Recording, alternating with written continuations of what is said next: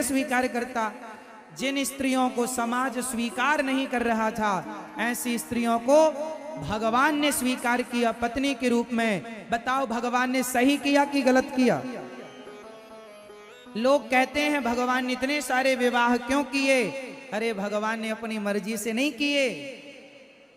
समाज में जिन नारियों के साथ अत्याचार हो रहा था, जिन्हें कोई पत्नी के रूप में स्वीकार नहीं कर रहा था, जो मरने के लिए मजबूर थी, ऐसी स्त्रियों के साथ विवाह करके भगवान ने उनका सम्मान बढ़ाया, आदर बढ़ाया है।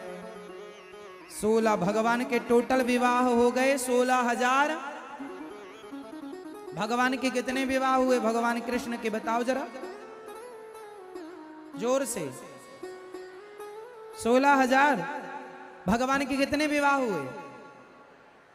16,108। हर रानी के गर्भ से 10 बेटा और एक एक बेटी हुई है। इतना बड़ा परिवार,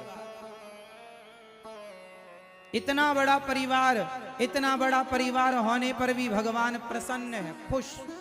और आप लोगों का एक विवाह होने के बाद आप परेशान होने लग जाते हैं। मैया बैठो मेरी माँ। अच्छा, आप लोग भी भगवान से क्या सीखेंगे?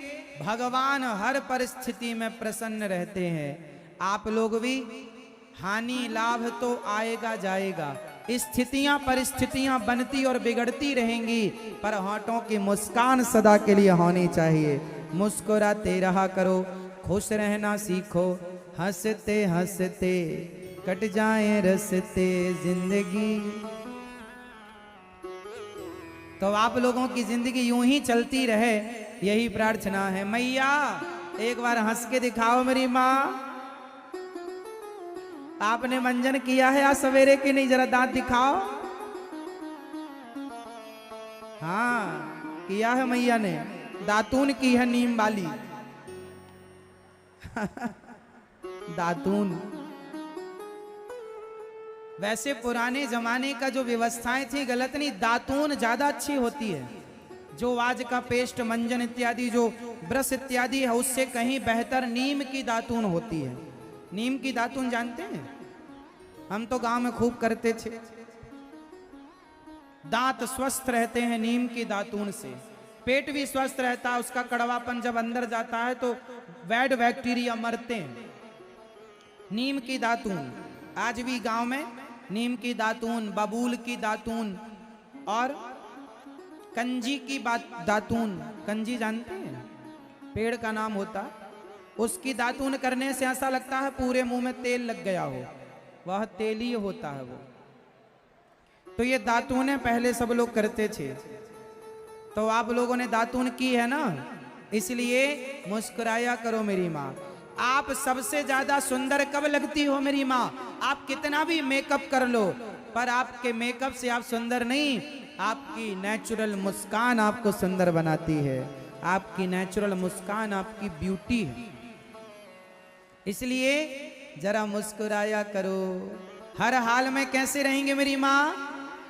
प्रसन्न रहेंगे। मैया हंसो मेरी माँ। आपके तो दांत ही नहीं है, फिर भी हंसो मेरी माँ। बूढ़ी बूढ़ी मैया जब हंसती हैं तो ऐसे लगता है जैसे बच्चे हंस रहे हो। बच्चों के भी दांत नहीं होते और बूढ़ों के भी।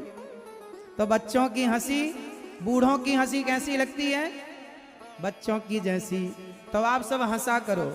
हर हाल में क्या रहेंगे? जोर से प्रसन्न रहेंगे। हानि लाभ तो सबके घर लगा है, सुख दुख तो सबके घर लगा है। हर परिस्थिति में प्रसन्न रहा करो। भगवान ने 16,108 विवाह किए। भगवान कृष्ण और मां रुक्मणी का संवाद है। भगवान मजाक भी करते हैं। अनिरुद्ध और उषा का विवाह हुआ, बाणासुर का उद्धार हुआ, बाणासुर पर कृपा की भगवान ने, और चित्रलेखा के द्वारा विवाह हुआ अनिरुद्ध का। राजा नृग गौदान करते थे। जीवन में कुछ दान पुण्य जरूर करना। देखो हम रोज आपसे कहते थे ना कुछ दान जरूर करो। आप मिथिला की रोटी वृंदावन तक पहुंचे, और वहां हमारी वृद्ध माताएं खाएं और वहां के संत जन खाएं, ये तो धन को धर्म से जोड़ना हुआ। तो आप लोग जो हमारे बिहार के यहाँ के भक्त हैं, आप जरूर थोड़ा थोड़ा सहयोग करना, ताकि हमारी वृद्ध माताएं जो वृंदावन में रहती हैं वो आपकी रोटी खाएं। थोड़ा ही सही अपना योगदान जरूर दीजिएगा। यदि देने लायक हैं तो, नहीं है तो मैं भगवान से प्रार्थना करूंगा कि आपको भगवान इस लायक बनाए कि आप दे सकें। जीवन में जैसे नदियां हमें देती हैं। अच्छा ये बताओ, जब राम जी सेतु का निर्माण कर रहे थे तो वहां पर एक गिलहरी थी। कौन कौन जानता है उस गिलहरी के बारे में? बताओ, जो गिलहरी के बारे में जानते हैं वो हाथ उठाएं। राम सेतु को बनाने में उस गिलहरी का भी एक छोटा सा योगदान था। इस बात को कितने लोग जानते हैं? नहीं जानते? पहले जान लो।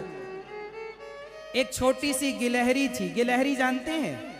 आपके गांव में बहुत सारी गिलहरी भी हैं। गिलहरी, तो गिलहरी जो थी वो राम जी के लिए समुद्र में जाती, अपने शरीर को गीला करती और अपने शरीर में बालू भरती, ऐसे घूम घूम के पलट पलट के। ये गिलहरी है। अपने शरीर में बालू भरती और जाके उस पुल में, उस सेतु में झड़ा देती। राम जी कहते, गिलहरी क्या कर रही हो?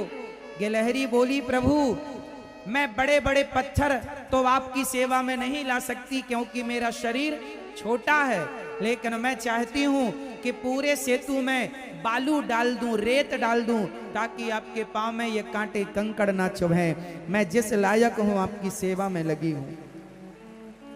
फर्क नहीं पड़ता कि आप कितने बड़े हैं और कितने छोटे हैं, आपका भाव कितना बड़ा है। गिलहरी छोटी सी थी पर वो राम की सेवा से अपने आप को जोड़ दिया, तो आज तक उसकी बात कही जाती है। गिलहरी को उठाकर भगवान ने उस पर हाथ फेरे तो आपने देखा होगा गिलहरी के शरीर में उंगलियों के निशान बने हैं। सफेद कलर के 3 निशान, वो राम जी की उंगलियों के निशान कहे जाते हैं कि राम जी ने उस पर बड़ा लाड़ किया है ना। और ये गिलहरी है, बड़ा प्यार से खाती है ना, ऐसे बैठ जाएगी दोनों हाथ से खाती है। उस गिलहरी पर राम ने प्यार लुटाया और वो गिलहरी आज तक अमर हो गई। बस दान देने वाला अमर हो जाता है। आप कितने बड़े हैं, कितने छोटे हैं, फर्क नहीं पड़ता। आपका भाव यदि देने का है, तो जैसे गिलहरी ने राम की सेवा से अपने आप को जोड़ लिया तो अमर हो गई, ऐसे आप लोग वृंदावन में चल रही सेवाओं से अपने आप को जोड़िएगा। अब जो YouTube पर जुड़ रहे हो सब चैनल को सब्सक्राइब कर लो। सबको जय श्री कृष्णा।